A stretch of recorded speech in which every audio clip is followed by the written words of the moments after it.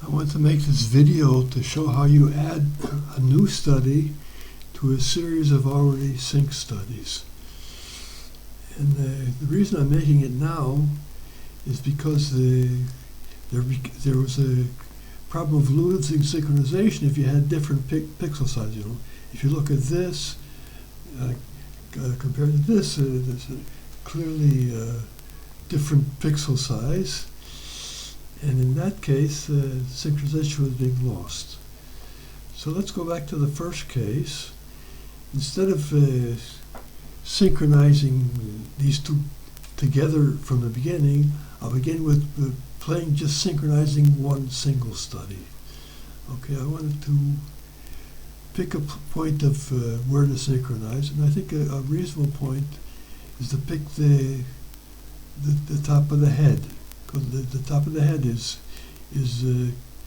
fairly well, you can see where you're looking at. If I change here, for example, I'm going down or up. So if I pick the top of the head, I'll pick this point here where it's fairly small. And now I can press this double arrow button.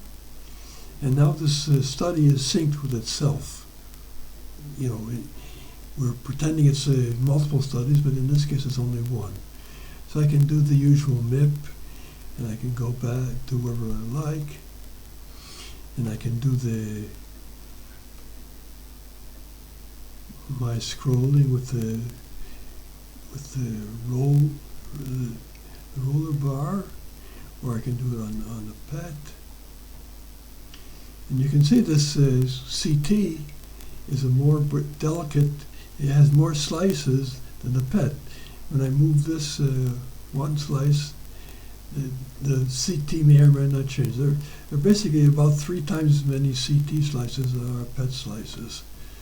So that's why it's going to change differently. But the more important thing is the pixel size here and the pixel size here are different. So the reason I was having problems was because I was comparing the study to the previous. When I did an increment, I incremented a slice from where it was to where the new position is, and there's a bit of round off there. So if I go from slice 1 to slice 2, there's a bit of round off. Slice 2 to slice 3, another bit, and so on and so on. So your errors begin to accumulate. And the accumulation of errors was causing the problem. So to fix it, I said, okay, let's start with a fixed point. And always, if I scroll this thing, I'm not comparing it to the previous slice. I'm comparing it to a fixed slice. In other words, and I've chosen this point in the skull. Now, if I want to go back to there, I can hit Control B for back. And you can see it jumps back to exactly the same position. This might be useful in itself in looking at a study. Even if you're not going to synchronize it, you might want to have one particular point where you can always go back to. So when you define the sync, even if it's only syncing a certain button, it'll go back. And you can see here it tells me. So I was like, wait, let me go. I go there. As a hint, and it tells me to use Control B to return to the base values. So because otherwise I could never remember this. If it's written in the hint, that'll tell me what to do. Okay, now I'm going to go back. Now I can go back and see. Now that I've got this, pretend it's only a single study here, but pretend it's 4 or 5 studies. And I want to add this study. So this study is not synced. This one is. So I want it to go, let's go hit the Control B to go back to the sync point. Now I want to go in and sync this study to the same point. I'll go hit his skull. I can look at it. Go back.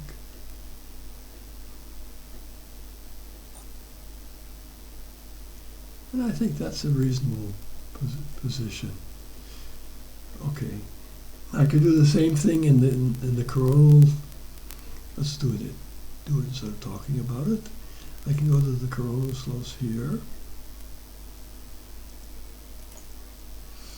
And the coronal slice here. And if I want to make a correction, I can I can scroll here such that the coronal fits. And then I can go over and do the same thing in the sagittal slice. And again, make sure that the slices, I scroll the slice back and forth until the thing sinks. And then I can go back to, I don't have to, but I can go back to the axial slice.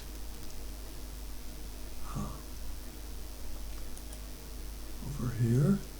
Okay, now look, okay, this thing is now, this study, which I haven't yet pressed the button, is synced to this series of studies. Now when I hit this sync button, you will go and it will obviously take the current values and put it into the base for this study, but it also does the same thing for all studies, such that if you didn't go back to the original point, it will sync to whatever new point you've chosen.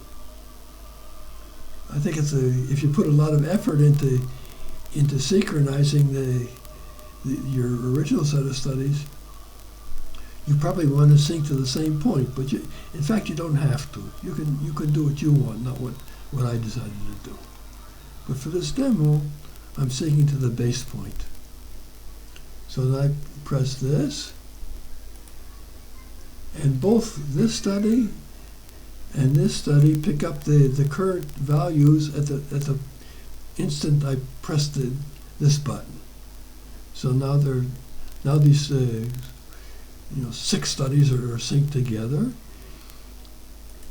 If I press the buttons, they act like they should act. And if I go to a different place, it'll jump in all studies to that particular point. And again, if I hit the base, Control B, it will jump back to the initial point for all studies. This is my starting point. Okay, so this is I think what I need to do.